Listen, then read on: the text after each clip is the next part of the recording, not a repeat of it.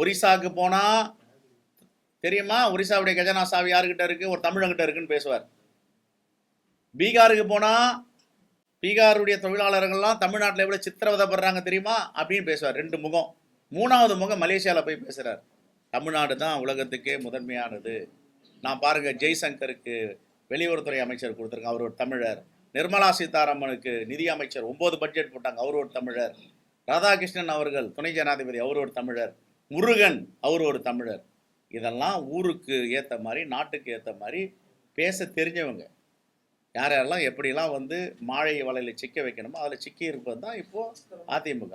எங்களை பொறுத்த வரைக்கும் இந்த தேசத்தை பாதுகாப்பதற்கும், தமிழ்நாட்டு மண்ணை பாதுகாப்பதற்கும், தமிழ்நாட்டுடைய கலாச்சாரம், கலை, பண்பாடு, இலக்கியம் எல்லாத்தையும் பாதுகாப்பு பெட்டகம் கூட்டணி. அதனால் எங்களுக்குள்ளேயே பேசி நாங்கள் தீர்த்து கொள்வோம். பிரச்சனை எதுவுமே கிடையாது. இதை இவர் சொல்லிட்டாரு, அவர் சொல்லிட்டாரு அப்படின்றது பெருசாக்க வேண்டாம். தேங்க்யூ.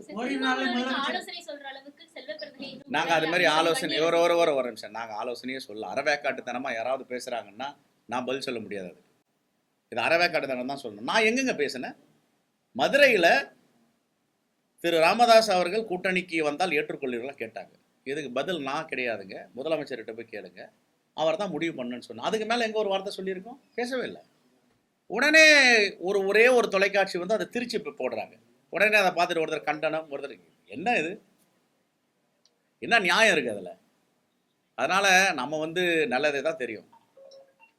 ரைட்.